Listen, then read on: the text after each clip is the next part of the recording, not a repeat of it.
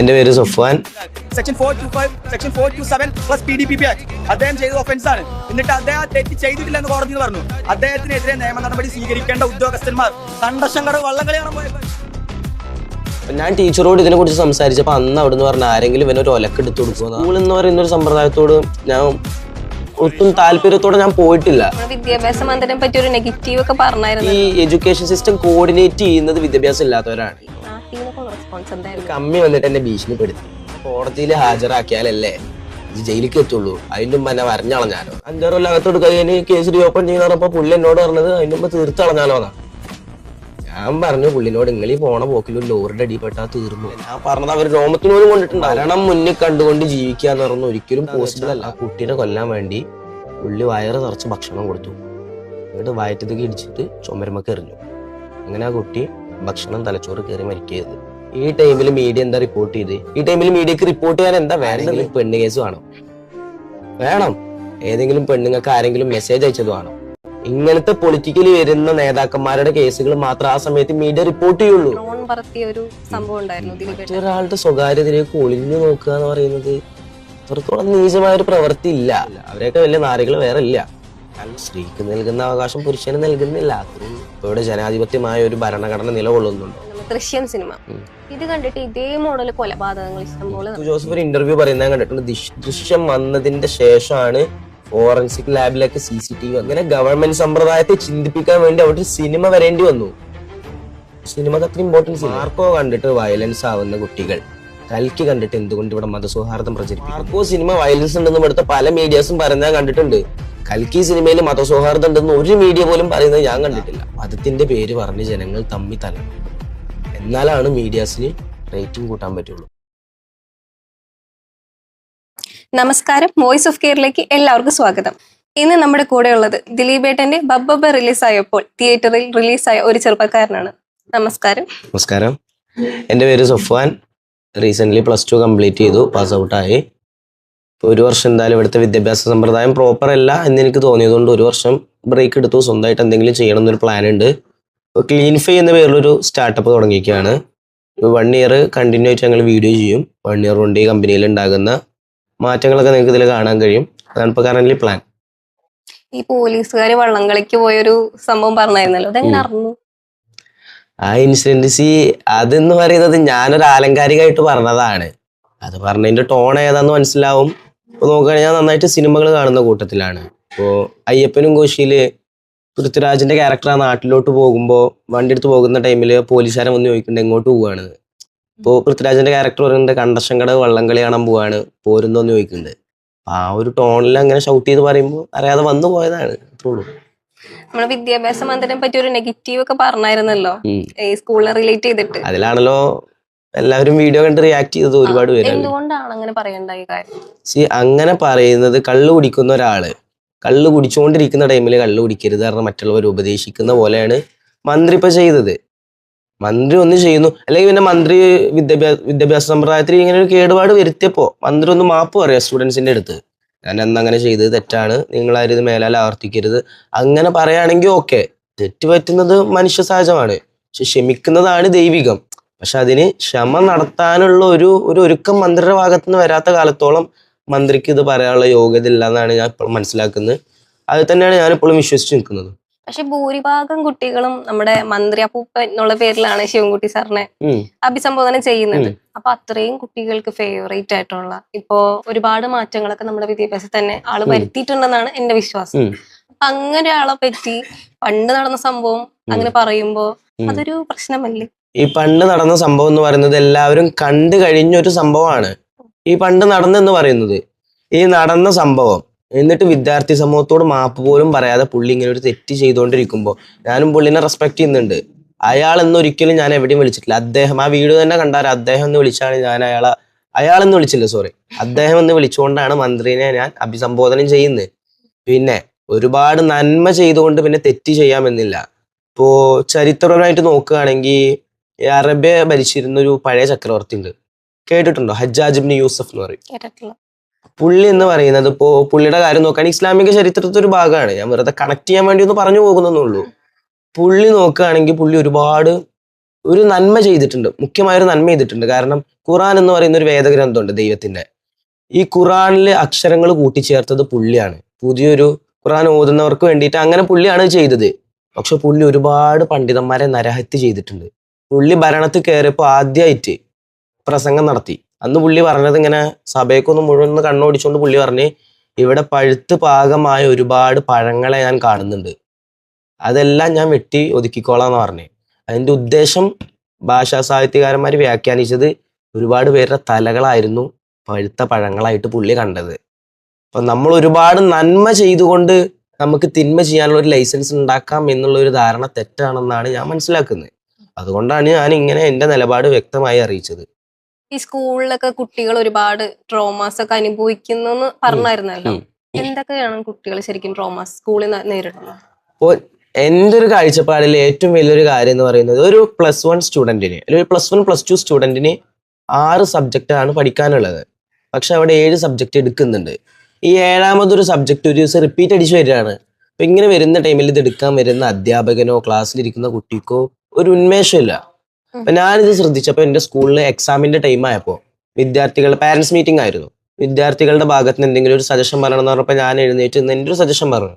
ഇപ്പൊ ഇതേപോലെ ഒരു സ്റ്റുഡൻറ്റ് ഇങ്ങനെയാണ് പീരീഡ് ഉള്ളത്, അതുകൊണ്ട് നിങ്ങൾ എന്ത് ചെയ്യുക, അവസാനത്തെ ഒരു പീരീഡ് ഫ്രീ ആക്കി തരിക.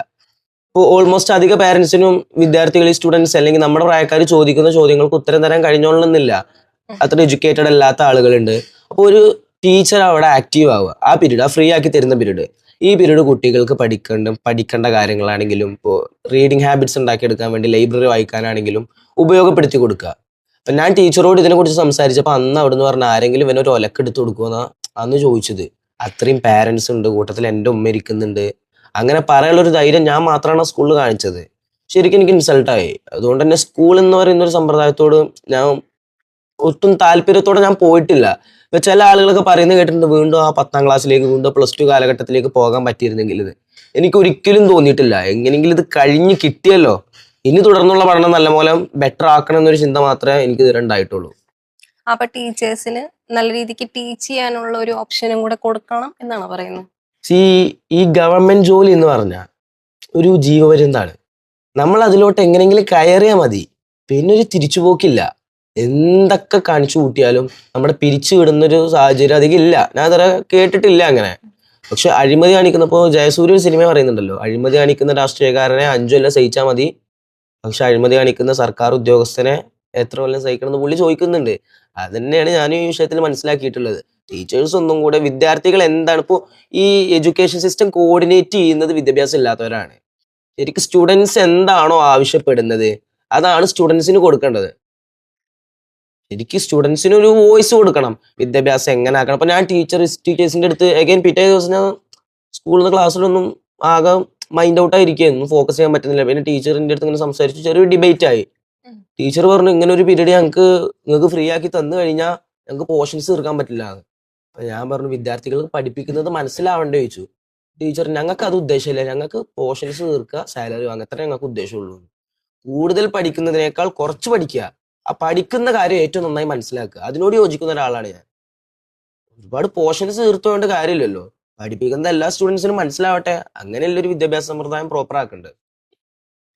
ഈ സ്കൂൾ ടൈമിലൊക്കെ ഒരുപാട് കുട്ടികൾക്ക് നെഗറ്റീവായിട്ട് ഇപ്പൊ ടീച്ചേഴ്സ് ചില കുട്ടികളെ ഫേവറേറ്റ് ആയിട്ട് കാണുന്നു, മറ്റുള്ളവരെ തരംതിരിച്ച് കാണുന്നു. അത്തരത്തിലുള്ള അനുഭവം സഫാൻ ഉണ്ടായിട്ടുണ്ടോ? അത്തരത്തിലുള്ളൊരു അനുഭവം ഞാൻ നല്ല ഡൗട്ട് ചോദിക്കുമായിരുന്നു. അതായത് ക്ലാസ്സിൽ നിന്ന് ഇപ്പൊ എന്തെങ്കിലും ഒരു പോർഷൻ എടുക്കുന്ന ടൈമിൽ മനസ്സിലായില്ലെങ്കിൽ ചില ടീച്ചേഴ്സ് പറയും, നിങ്ങൾ 1000 തവണ ചോദിച്ചോളൂ, 1000 തവണ പറഞ്ഞു തരാം. പക്ഷെ നമ്മൾ 2ാമത്തെ തവണ ചോദിക്കുമ്പോഴേക്കും നീ എന്ത് നോക്കിയിരിക്കായിരുന്നു തിരിച്ച് ഇങ്ങോട്ട് ചോദിക്കും. ഒരു ദിവസം ഞാൻ ക്ലാസ്സിൽ ഇങ്ങനെ കിടന്ന് ഉറങ്ങായിരുന്നു. ഉറക്കം വരുമല്ലോ സ്വാഭാവികം. അപ്പൊ ഉറങ്ങുന്ന ടൈമില് എന്റെ അപ്പുറത്തുള്ളവൻ ടീച്ചർ വിളിച്ച് കാണിച്ചു കൊടുത്തു. നമ്മൾ ഒരു പാതി മയക്കത്തിലാകും, ചെറിയ ഒരിക്കലും ശരിയല്ല, അതിനെ അനുകൂലിക്കല്ല, ഞാൻ അറിയാതെ ഉറങ്ങിപ്പോയതാണ്. അപ്പൊ ടീച്ചേഴ്സ് വിളിച്ച് എഴുന്നേപ്പിച്ച് നിർത്തുക, അതിൽ ടീച്ചേഴ്സ് ചെയ്യേണ്ടത്, അല്ലെങ്കിൽ ഒന്ന് മുഖം കഴുകി വരാൻ പറയാ, അടുത്ത പോർഷൻ നമ്മൾ ഫോക്കസ് ചെയ്തുകൊണ്ട് പോവാ. അപ്പൊ ഞാനിങ്ങനെ ഇരിക്കുന്ന ടൈമില് എന്നെ അപ്പുറത്തിരിക്കുന്നവൻ തോണ്ടി കാണിച്ചു കൊടുത്ത്, അവൻ ഉറങ്ങുന്നുണ്ട്. നമുക്ക് കുറച്ച് ബോധം ഉണ്ടാവുമല്ലോ ഉറങ്ങുകയാണെങ്കിലും, ക്ലാസ് അല്ലേ. ടീച്ചർ പറഞ്ഞു, അവിടെ കിടന്നോട്ടെ, സ്വസ്ഥമായിട്ട് ക്ലാസ് എടുക്കാന്ന്. ആരില്ലല്ലോ. അപ്പൊ ഞാനൊരു ശല്യമായി മാറിയോ. ഈ സംശയം ചോദിക്കുന്നതിന്റെ പേരിൽ, മനസ്സിലാകാത്തത് ചോദിക്കുന്നതിന്റെ പേരിൽ ഞാനൊരു ശല്യമായി മാറുമെന്ന് തോന്നിയിട്ടുണ്ട്. ആ ഒരു അതന്നെ ഉണ്ടായിട്ടുള്ളൂ. കൂട്ടുകാർക്കോ അല്ലെങ്കിൽ മറ്റുള്ള ആരെങ്കിലും ഒക്കെ ഇതേപോലൊരു അനുഭവം ഷെയർ ചെയ്തിട്ടുണ്ടോ? ടീച്ചർക്ക് എന്നെ ഇഷ്ടമല്ല അല്ലെങ്കിൽ ജാതി തിരിച്ച് കാണുക.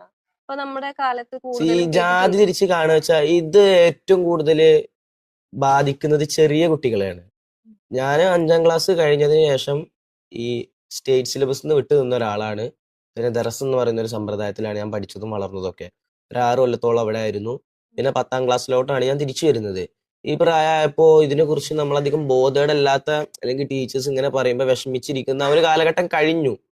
അതുകൊണ്ട് അതിനെക്കുറിച്ച് ചോദിച്ച കാര്യമായിട്ടൊന്നും പറയാൻ എനിക്കറിയില്ല. കുറച്ചുകൂടെ ചെറുപ്പത്തിലായിരുന്നെങ്കിൽ അത് മനസ്സിലാക്കാനുള്ള ഒരു സാഹചര്യം ഉണ്ടായിരുന്നു. പിന്നെ അങ്ങനെ ദർശനം എന്ന് പറയുന്ന ഒരു സമ്പ്രദായത്തിലോട്ട് പോയതുകൊണ്ട് അതൊന്നും ഒട്ടും ഉണ്ടായിട്ടില്ല. ഇപ്പൊ എന്തായാലും നിലവിൽ വൈറലായിരിക്കുന്നത് നമ്മുടെ ദിലീപേട്ടന്റെ ആ ഒരു ഉം. വീഡിയോ പറഞ്ഞുകൊണ്ടാണ്. ഈ ഉം. ദിലീപേട്ടന്റെ ഇഷ്യൂല് ശരിക്കും സഫാൻ എന്താ പറയാനുള്ളത്? ആൾക്ക് ശരിക്കും നീതിയാണോ കിട്ടിയത് നമ്മുടെ സമൂഹത്തിൽ നിന്ന്? സമൂഹത്തിൽ നിന്ന് ആൾക്കൊരിക്കലും നീതി കിട്ടിയിട്ടില്ല എന്നാണ് ഞാൻ മനസ്സിലാക്കുന്നത്. കാരണം ഇവിടുത്തെ മീഡിയാസ് എന്ന് പറയുന്നത് ഇപ്പോൾ എൻ്റെ നാട്ടിലൊക്കെ പറയും സീസൺ കച്ചവടം എന്ന് പറയും. മീഡിയ എന്ന് പറയുന്ന ഒരു ബിസിനസ്സാണ്. ഇപ്പോൾ എൻ്റെ നാട്ടിൽ നോക്കുകയാണെങ്കിൽ ഈ ഉത്സവം, പള്ളിപ്പെരുന്നാൾ അങ്ങനത്തെ പരിപാടിയൊക്കെ വരുമ്പോൾ അതുമായി ബന്ധപ്പെട്ട കച്ചവടം കൊണ്ട് നടക്കും. വിഷു വരുമ്പോൾ പടക്കം അങ്ങനത്തെ ഐറ്റംസ് കച്ചവടം ചെയ്യും. ഓണം വരുമ്പോൾ പൂക്കൾ അങ്ങനത്തെ ഐറ്റംസ് കച്ചവടം ചെയ്യും. അതുപോലത്തെ ഒരു കച്ചവടം മാത്രമാണ് മീഡിയ.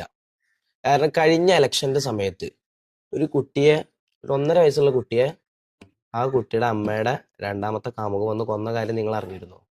ആ ന്യൂസ് എക്സാക്ട് നോക്കുകയാണെങ്കിൽ എൻ്റെ നാട്ടിലുള്ള ഒരു പുള്ളിയുണ്ട്. പുള്ളി നിലമ്പൂർ ഹോസ്പിറ്റലിലാണ് വർക്ക് ചെയ്യുന്നത്. ആ ഹോസ്പിറ്റലിലേക്ക് ഒരു കുട്ടീനെ ഇതുപോലെ ക്രിട്ടിക്കലായിട്ട് കൊടുന്നു. ഭക്ഷണം കൊടുക്കുന്ന ഇടയിൽ നിറകി കയറിയതെന്ന് അവർ പറഞ്ഞേ. പക്ഷെ അങ്ങനെ എന്ത് ചെയ്തു, ആ ഹോസ്പിറ്റലിലത്തെ അറ്റൻഡർ എന്ന് പറയുന്നത് ഈ ഫാമിലിനെ അറിയാവുന്നവരാണ്.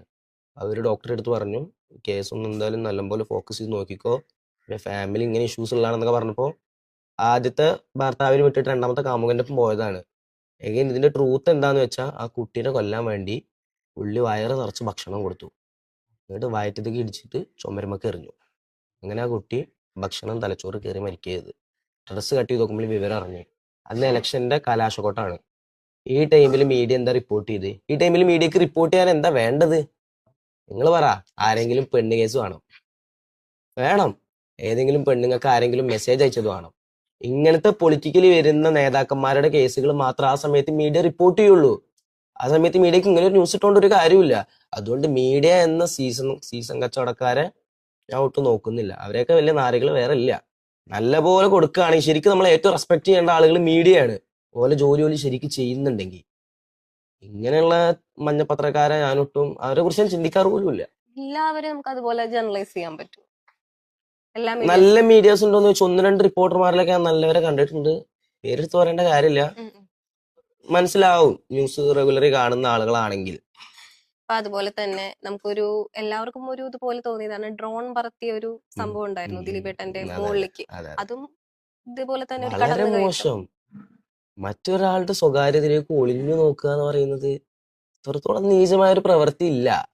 ഇതിപ്പോ ഇഷ്യൂ എന്താ വെച്ചപ്പോ ഇത് ഈ ദിലീപേട്ടന്റെ സ്ഥാനത്ത്, ദിലീപ് എന്ന് പറയുന്ന ആക്ടറുടെ സ്ഥാനത്ത് ഒരു സ്ത്രീ ആയിരുന്നെങ്കിൽ ഈ ഡ്രോൺ പറത്തിയ ഇഷ്യൂവിലെ ആളുകൾ വേറെ രീതിയിൽ ഡീഗ്രേഡ് ചെയ്തിരുന്നു. സ്ത്രീക്ക് നൽകുന്ന അവകാശം പുരുഷന് നൽകുന്നില്ല, അത്രേ ഉള്ളൂ. അപ്പൊ സഫൻ പറയുന്നത് സെലിബ്രിറ്റീസും സാധാരണക്കാരും തമ്മിൽ മീഡിയാസ് രണ്ടായിട്ട് കാണുന്നു എന്ന തരത്തിലാണ് പറയുന്നത്. അതെ അതെ, അത് സത്യമാണോ? സത്യമല്ലേ? അങ്ങനെ തോന്നുന്നുണ്ടോ ശരിക്കും?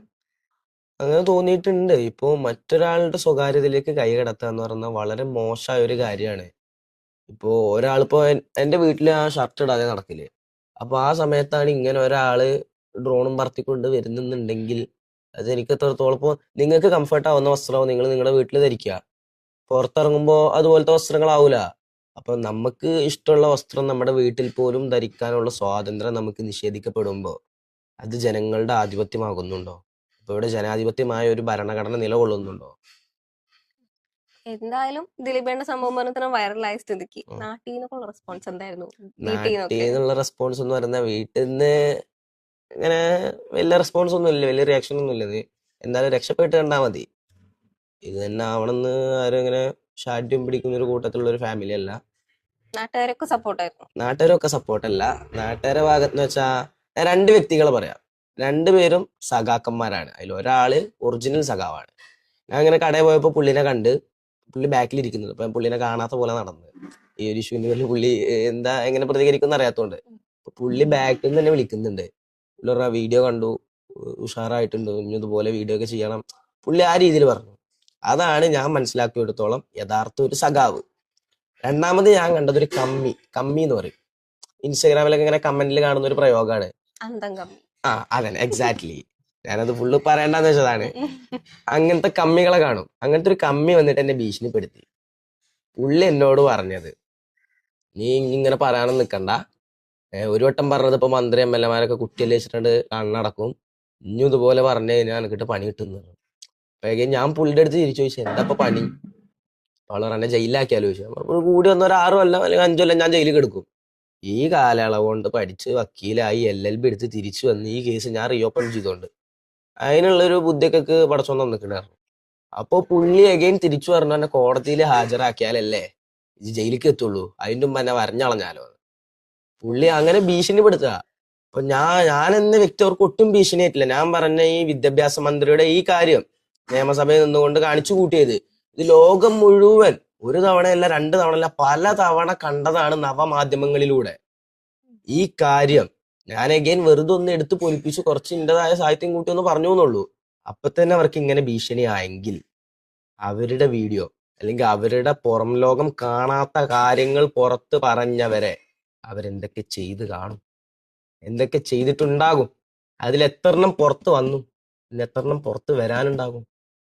അപ്പൊ ഇവിടെ സാധാരണക്കാരന് ഒരാൾ ശബ്ദമുയർത്തി, ഇപ്പൊ ഞാനൊന്നും അവർക്ക് ഒട്ടും ഭീഷണിയായിട്ടില്ല. ഞാൻ പറഞ്ഞത് അവർ രോമത്തിനോരും കൊണ്ടിട്ടുണ്ടാവൂല. ഇതായിരുന്നു എല്ലാവരും ഒരു തവണ കണ്ടതാണ്. അപ്പൊ ജനങ്ങൾ കാണാത്ത കാര്യം പറയുന്നവരെ അവരെന്ത് വിശ്വസിച്ചത് പറയും? ഇനി നാളെ സത്യം പറയാൻ ഒരാൾ എങ്ങനെ പുറത്തു വരും? എന്താണ് ധൈര്യം? പുള്ളി ഇത് പറഞ്ഞപ്പോ ഞാൻ പുള്ളിനോട് പറഞ്ഞു 5-6 കൊല്ലം അകത്തെടുക്കുക, കഴിഞ്ഞ് കേസ് റീഓപ്പൺ ചെയ്യുന്ന പറഞ്ഞപ്പോ പുള്ളി എന്നോട് പറഞ്ഞത് അതിന് മുമ്പ് തീർത്ത് കളഞ്ഞാലോന്നാ. ഞാൻ പറഞ്ഞു പുള്ളിനോട്, നിങ്ങൾ ഈ പോണ പോക്കിൽ ഒരു ലോറിയുടെ അടിപ്പെട്ടാ തീർന്നു. അത്രേ ഉള്ളൂ മനുഷ്യന്റെ കാര്യം. ഇനിയിപ്പോ ഒന്നും വേണ്ട, ഈ താഴത്തൊരു കടയ്ക്ക് നിങ്ങൾ ചായ കുടിക്കാൻ പോയി, മുമ്പ് ചായ കുടിക്കാൻ വന്ന ബുദ്ധിയില്ലാത്ത ഏതെങ്കിലും ഒരു വിവരദോഷ ആ പാലില് ആ കടക്കാരൻ കാണാതെ സൈനൈഡ് മിക്സ് ചെയ്ത് വെച്ചിട്ടുണ്ടെങ്കിൽ അവിടെ നിങ്ങൾ അടിച്ചുപോയി. അത്രേ ഉള്ളൂ മനുഷ്യന്റെ കാര്യം. അപ്പൊ മരണം മുന്നിൽ കണ്ടുകൊണ്ട് ജീവിക്കുക എന്ന് പറഞ്ഞാൽ ഒരിക്കലും പോസിബിൾ അല്ല. മരണം എന്നാലും വരും. അത് നോക്കിയിട്ട് നമ്മൾ ഇന്ന് ചെയ്യേണ്ട കാര്യങ്ങൾ ഇന്ന് ചെയ്യാതിരുന്നാൽ നവവഞ്ചകരുടെ ഗർഭഗേഹം പോലെ ആവും ഈ രാജ്യത്തെ ഈ നിയമസഭയിലെ വ്യവസ്ഥിതികൾ. അതുകൊണ്ട് നമുക്ക് പറയാനുള്ളത് നമ്മൾ പറയാ, ആരെ കുറിച്ച് ഓർത്തും തലമുണ്ടാക്കേണ്ട കാര്യമില്ല. അത്രേ ഉള്ളൂ. ഇങ്ങനെ ഒരു ചെറുപ്പക്കാരൻ എങ്ങനെയാണ് ഇത്രയും കട്ട്സ് കിട്ടിയത്? സിനിമ, ഓഫ് കോഴ്സ് ഞാൻ എന്തായാലും സിനിമ കണ്ടിട്ടാണ്. ഇപ്പോ എല്ലാവരും പറയും ഇന്നത്തെ യുവതലമുറ വഴി തെറ്റുന്നത് സിനിമ കണ്ടിട്ടാണെന്ന്. സിനിമ കണ്ട് വഴി തെറ്റുന്നവര് സിനിമ കണ്ട് നേർവഴിക്കാവാത്തതുണ്ടാ? ഒരിക്കലും സിനിമ കണ്ടിട്ടല്ല വഴി തെറ്റുന്നത്. നമ്മളെ എൻവയോൺമെന്റിൽ നിന്ന് നമ്മൾ കാണുന്ന കാര്യങ്ങളിൽ നമുക്ക് വേണ്ടത് നമുക്ക് എടുക്കാം. ഇപ്പൊ ഞാൻ ഈ സെക്ഷൻസ് ഒക്കെ പഠിച്ചത് സിനിമ കണ്ടിട്ടാണ്. അപ്പൊ ചെറിയൊരു ഡൗട്ട് ഞാൻ ചോദിച്ചോട്ടെ. ഇപ്പൊ ഫോർ എക്സാമ്പിൾ നമ്മൾ ദൃശ്യം സിനിമ ഇത് കണ്ടിട്ട് ഇതേ മോഡൽ കൊലപാതകങ്ങൾ ഇഷ്ടംപോലെ നടന്നിട്ടുണ്ട്. അപ്പൊ സിനിമ കണ്ടെല്ലാവരും ഈ ദൃശ്യം സിനിമ കണ്ടിട്ട് കേസ് തെളിയിച്ചതുണ്ട്. ഇപ്പൊ ക്രൈംബ്രാഞ്ചിലെ ഒരു ഉദ്യോഗസ്ഥൻ പറഞ്ഞിരുന്നു. അതാണ് ഞാൻ പറയുന്നത്, ഒരേ സമയത്ത് പോസിറ്റീവ് നടക്കുമ്പോ ആ സിനിമ കൊണ്ട് ഉപകാരങ്ങളും ഉണ്ടായിട്ടില്ലേ? ഇപ്പൊ പുള്ളി കൊലപാതകം എന്തായാലും ചെയ്യാൻ വിചാരിച്ചതാവും. ദൃശ്യം കണ്ടുകൊണ്ടല്ല കൊലപാതകം ചെയ്ത്, ദൃശ്യം കണ്ടുകൊണ്ട് പിന്നെ തെളിവ് നശിപ്പിക്കാനേ പുള്ളി ഉദ്ദേശിച്ചിട്ടുണ്ടാവുള്ളൂ. ഇപ്പൊ ദൃശ്യം സിനിമ ജിത്തു ജോസഫ് ഒരു ഇന്റർവ്യൂ പറയുന്നത് കണ്ടിട്ടുണ്ട്. ദൃശ്യം വന്നതിന്റെ ശേഷമാണ് ഫോറൻസിക് ലാബിലൊക്കെ CCTV വന്നത്. അത് സിനിമ കൊണ്ടുണ്ടായ വലിയൊരു പുരോഗതി അല്ലേ? നിങ്ങൾ ആലോചിച്ച് നോക്കൂ, ഒരു രാജ്യത്ത് ഫോറൻസിക് ഓഫീസിലൊന്നും CCTV ഇല്ല എന്ന് പറയുമ്പോൾ അതൊരു സിനിമ കൊണ്ടുവന്ന മാറ്റമാണെന്ന് പറയുമ്പോൾ അവിടെ സിനിമ ഏത് ലെവലെത്തി? ഇങ്ങനെ ഗവൺമെന്റ് സമ്പ്രദായത്തെ ചിന്തിപ്പിക്കാൻ വേണ്ടി അവിടെ ഒരു സിനിമ വരേണ്ടി വന്നു. സിനിമക്ക് അത്ര ഇമ്പോർട്ടൻസ് ഇല്ലേ? എല്ലാ സിനിമകളും നമുക്ക് പക്ഷെ ഒരുപോലെ ജനറേറ്റ് ചെയ്യാൻ പറ്റും. മാർക്കോ സിനിമ, അതിനൊക്കെ എന്താ മോട്ടീവ് ഉള്ളത്? മാർക്കോ എന്താ മോട്ടീവ് ഉള്ളത്? ഞാൻ വേറെ കാര്യം ചോദിക്കുന്നത്, നിങ്ങൾ കൽക്കി കണ്ടതാണോ? കണ്ടിട്ടില്ല. മാർക്കോ കണ്ടോ? ഓക്കെ. ഈ കൽക്കി പ്രഭാസിന്റെ സിനിമ, പ്രഭാസും ദുൽഖർ സൽമാനൊക്കെ വന്ന സിനിമ. ഈ സിനിമയിൽ മൃണാൽ താക്കൂറിനെ കൊല്ലുന്ന ഒരു സീനുണ്ട്.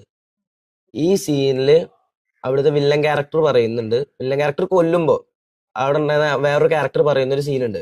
ആ സീൻ എന്താന്ന് വെച്ചാൽ ഇമാം മഹ്ദി, കൽക്കി ഇവർ 2 പേരും വരുന്നതിനെ കുറിച്ചാണ്. അപ്പൊ പല മതങ്ങൾ പല പേരിട്ട് വിളിച്ചാൽ എല്ലാവരും ഒന്നാണെന്നാണ് ഞാൻ മനസ്സിലാക്കിയെടുത്തോളം. ഇമാം മഹ്ദി എന്ന് പറയുന്ന ഇസ്ലാമിക ചരിത്രത്തിലെ വലിയൊരാള് വരുന്നതിനെ കുറിച്ചാണ് പറയുന്നത്. അവിടെ നോക്കുമ്പോൾ കൽക്കി എന്ന് പറയുന്ന ക്യാരക്ടർ ഇമ്പോർട്ടന്റ് കൊടുത്തിട്ടുണ്ട്. ഒരു ഹിന്ദു മിത്തോളജിയിൽ വരുന്ന ഒരു സിനിമയിൽ മറ്റ് റിലീജിയൻ ഇങ്ങനെ ഇമ്പോർട്ടൻസ് കൊടുത്ത്. അത് ആ സിനിമയുടെ പേരെന്താ, കൽക്കി AD 2898 ആഫ്റ്റർ ഡെത്ത്. ക്രിസ്തുവർഷം ഇമ്പോർട്ടൻസ് കൊടുത്തിട്ടാണ് ആ സിനിമ അങ്ങനെ എടുത്തു വെച്ചിരിക്കുന്നത്. അപ്പോൾ മാർക്കോ കണ്ടിട്ട് വയലൻസ് ആവുന്ന കുട്ടികൾ കൽക്കി കണ്ടിട്ട് എന്തുകൊണ്ട് ഇവിടെ മതസൗഹാർദ്ദം പ്രചരിപ്പിക്കുന്നില്ല? ഇപ്പൊ പ്രശ്നം സിനിമയുടേതല്ല, മനുഷ്യരുടേതാണ്. ഇത് കാണുന്ന കാഴ്ചപ്പാടിൻ്റെതാണ്. നമ്മൾ കാണുന്ന കാഴ്ചപ്പാടാണ് നമ്മൾ തെറ്റുകാരനാക്കുന്നതും തെറ്റുകാരനല്ലാതാക്കുന്നതും. മാർക്കോ കണ്ട് വഴി തെറ്റാമെങ്കിൽ കൽക്കി കണ്ട് നേരാവാലോ കുട്ടികൾക്ക്. അപ്പൊ മാർക്കോ സിനിമ വയലൻസ് ഉണ്ടെന്ന് ഇവിടുത്തെ പല മീഡിയാസും പറയുന്നത് ഞാൻ കണ്ടിട്ടുണ്ട്. കൽക്കി സിനിമയിൽ മതസൗഹാർദ്ദം ഉണ്ടെന്ന് ഒരു മീഡിയ പോലും പറയുന്നത് ഞാൻ കണ്ടിട്ടില്ല. ഇവിടുത്തെ രാഷ്ട്രീയക്കാരും മീഡിയാസും ആഗ്രഹിക്കുന്നത് എന്താ, മതത്തിന്റെ പേര് പറഞ്ഞ് ജനങ്ങൾ തമ്മി തല്ലണം. എന്നാലാണ് മീഡിയാസിന് റേറ്റിംഗ് കൂട്ടാൻ പറ്റുള്ളൂ. നേരത്തെ പറഞ്ഞ ഒരു കുട്ടീനെ കൊന്ന കാര്യം പറഞ്ഞായിരുന്നല്ലോ. അപ്പൊ ഇതുപോലുള്ള ഒരുപാട് കേസുകൾ മീഡിയാസ് മിസ്സായി പോകുന്ന ഒരു ഇതുണ്ട്. അപ്പൊ എല്ലാം അവർ റിപ്പോർട്ട് ചെയ്യണം എന്ന് നിർബന്ധം ഉണ്ടാവില്ലല്ലോ. എനിക്ക് തോന്നുന്നില്ല ഇത് മീഡിയാസിന്റെ കയ്യിൽ നിന്ന് മിസ്സായി പോയതാണെന്ന്. കാരണം ഒന്നാമത്തെ റീസൺ എന്ന് പറയുന്നത് നടക്കുന്ന ഇലക്ഷൻ ടൈമിൽ ഏതെങ്കിലും മന്ത്രിമാരുടെ പീഡന കേസ് കിട്ടിക്കഴിഞ്ഞാൽ അത് മതി അവന്മാർക്ക്. അതുകൊണ്ട് ഒന്നാമത്തെ റീസൺ അത്. രണ്ടാമത്തെ റീസൺ എന്ന് പറഞ്ഞാൽ ഇത് നടന്നത് വണ്ടൂര് നിംസ് ഹോസ്പിറ്റലിലാണ്. അപ്പോ അത് ഒരു ഹോസ്പിറ്റലിലൊക്കെ ഇങ്ങനെ ഒരു ഇഷ്യൂ നടന്ന് പോലീസ് കേസായ ഇതെന്തായാലും മീഡിയയിൽ ചെറിയൊരു കോളം ന്യൂസ് മാത്രമായിട്ട് ഇത് വന്നിട്ടുള്ളൂ ഈ ഇൻസിഡന്റ്. അപ്പൊ അവരെന്തായാലും മീഡിയാസ് അറിയാത്തതാവൂല, അവർക്ക് ഇതുകൊണ്ട് റേറ്റിംഗ് കൂടാനോ മറ്റു കാര്യങ്ങളൊന്നുമില്ല. പക്ഷെ അതേസമയം ഇപ്പോ അങ്ങനെയാണെങ്കിൽ ഈ മന്ത്രിമാരുടെ MLA ഒക്കെ പെണ്ണ് കേസ് ഇവരൊക്കെ ഇങ്ങനെ കറക്റ്റായി അറിയുന്നത് എല്ലാ കേസും മീഡിയ അറിയണമെന്നില്ലല്ലോ. ആ ലെവലൊന്ന് ചിന്തിച്ചാൽ ഇതാണ് ഓഡിയോ ക്ലിപ്പ്. കാഷ്വാലിറ്റിയിലോട്ട് ആ കുട്ടീനെ കൊണ്ടുവന്നു. 2.5 വയസ്സെന്തോ ഉള്ള കുട്ടിക്ക്, ഒരു പെൺകുട്ടി. അപ്പൊ കൊണ്ടുവന്ന ടൈമിൽ കുട്ടിയുടെ ഉമ്മയും അതുപോലെ ഫാമിലീസ് ഒക്കെ ഉണ്ടായിരുന്നു. അപ്പൊ അവർ പറഞ്ഞത് പിന്നെ ഭക്ഷണം കഞ്ഞി കൊടുക്കുന്നതിന്റെ ഇടയിൽ തൊണ്ട കുടുങ്ങിയതാണെന്നാ പറഞ്ഞത്. പക്ഷേ കുട്ടീനെ കൊണ്ടുവരുന്ന ടൈമിൽ റെസ്പോൺസും കാര്യങ്ങളൊന്നും ഉണ്ടായിരുന്നില്ല. അതേപോലെ കുട്ടിയുടെ നമുക്ക് കാണുമ്പോൾ തന്നെ ഇങ്ങനെ മനസ്സിലായിരുന്നു ലാസ്റ്റ് ടൈം ആയിരുന്നു എന്നുള്ളത് നമുക്ക് മനസ്സിലാവും. ആ ഒരു രീതിയിലായിരുന്നു, കളർ മാറ്റങ്ങളൊക്കെ ഉണ്ടായിരുന്നു. അങ്ങനെ നമ്മൾ ഒരു ഭക്ഷണം തൊണ്ട കുടുങ്ങിയതെന്ന് വെച്ചിട്ട് നമ്മൾ തരിപ്പി കുടുങ്ങിയത് നമ്മൾ എടുക്കാനുള്ള രീതിയിലുള്ള ട്രീറ്റ്മെന്റ് കാര്യങ്ങളൊക്കെ പോയിക്കൊണ്ട് നിന്നത്. അപ്പോഴാണ് ഈ ഫാമിലിയിൽ നിന്ന് അറിയുന്ന ഒരു സ്റ്റാഫ് നമ്മളോട് വർക്ക് ചെയ്തിരുന്നത്. അപ്പോൾ അവർ വിളിച്ചിട്ട് പറഞ്ഞു അത് തന്നെയാണോ എന്നുള്ളതൊന്ന് ചെക്ക് ചെയ്യാൻ. കാരണം ഇവിടെ ഉപ്പ 2 ഉപ്പയാണ്, പിന്നെ ആള് ചെറു പ്രായമാണ്, ഇച്ചിരി കയ്യിലേക്ക് ഭയങ്കര മോശമാണ്, അങ്ങനെയൊക്കെ പറഞ്ഞു. അപ്പൊ നമ്മള് കുട്ടീനെ ശരിക്കും പരിശോധിക്കുമ്പോൾ ഉപ്പായ കുഴി നോക്കുമ്പോൾ മേത്തൊക്കെ ആകെ പാടും കാര്യങ്ങളും മുറിവിന്റെ പാടുണ്ട്. പിന്നെ ശരിക്കും ഇങ്ങനെ ഇടി കിട്ടിയാൽ അടി കിട്ടിയിട്ട് പിന്നീട് അതൊരു കായൽ വരുന്ന പോലെ നീല നിറവുന്ന രീതിയിലാണ് ഇവിടെ ശരീരത്തിൽ ഫുൾ അങ്ങനത്തെ പാടുകളായിരുന്നു. അപ്പൊ നമ്മൾ കൂടുതലായിട്ട് നമ്മൾ MLC ഇന്റിമേഷൻ അയച്ച സ്റ്റേഷനിലോട്ട് അങ്ങനെ പിന്നെ കേസായി ചെക്ക് ചെയ്ത് നോക്കുമ്പോൾ പിന്നെ കുട്ടിക്ക് ഭക്ഷണം ഫുള്ളായിട്ട് കൊടുത്തിട്ട് പിന്നെ വയറിനിട്ട് ഇടിച്ചിക്കാത്ത കുട്ടിയുടെ 2ാം അച്ഛൻ. പിന്നെ അതേപോലെ കുട്ടീനെ അടുത്ത് എറിയല്. കാരണം ഈ കുട്ടി ആദ്യത്തെ ഈ ഭാര്യയുടെ ആദ്യത്തെ ഭർത്താവിൽ ഉണ്ടായിരുന്ന കുട്ടിയാണ്. പിന്നെ കുട്ടിക്ക് ചെറിയ എന്തോ ഒരു കുട്ടിസം പോലെ എന്തോ ഒരു പ്രശ്നം കൂടെ ഉണ്ട് തോന്നുന്നു. അപ്പോ ഈ 2ാം അച്ഛൻ കുട്ടിനെ നന്നായിട്ട് മർദ്ദിക്കലുണ്ട് അയൽവാസി പറഞ്ഞു എന്നൊക്കെ പറഞ്ഞിട്ടാണ് ഇങ്ങനെ പിന്നെ റിപ്പോർട്ട് വന്നിട്ടുണ്ടായിരുന്നത്. അപ്പോൾ ഫുള്ളായിട്ട് ഭക്ഷണം കുത്തി നിറച്ച് കൊടുത്തിട്ട് വയറിനിട്ട് ഇടിക്കുക, അതുപോലെ കുട്ടീനെ ചുമലിനൊക്കെ എറിയൊക്കെ ചെയ്തിട്ടുണ്ടായിരുന്നു എന്നൊക്കെ പറഞ്ഞു ന്യൂസ് വന്നത്. ഇതാണ് ആ കേസ്. ഈ വിഷയം ഞാൻ അറിഞ്ഞത് എൻ്റെ നാട്ടിലൊരു പുള്ളിയുണ്ട്, ഷഹീർ. അങ്ങനെ ചെറിയ ഇതിൽ മ്യൂസിക് ഒക്കെ കമ്പോസ് ചെയ്യുന്ന ഒരാളാണ്. അവൻ ഇങ്ങനെ ഒരു പാട്ട് റിലീസ് ചെയ്തു, ഈ ടോപ്പിക്കിലായിരുന്നു. അങ്ങനെയാണ് ഞാൻ ഈ വിഷയത്തെ കുറിച്ച് അറിഞ്ഞത്. ശരിക്കും ഇത് അറിയിക്കേണ്ടത് ഇവരെ പോലുള്ള മ്യൂസീഷ്യൻസ് അല്ല, മീഡിയാസ് റിപ്പോർട്ട് ചെയ്യേണ്ട കാര്യമാണ്. അത് അവരില്ലാത്തതുകൊണ്ടാണ് ഇതുപോലത്തെ ആളുകൾ മുന്നോട്ട് വരുന്നത്.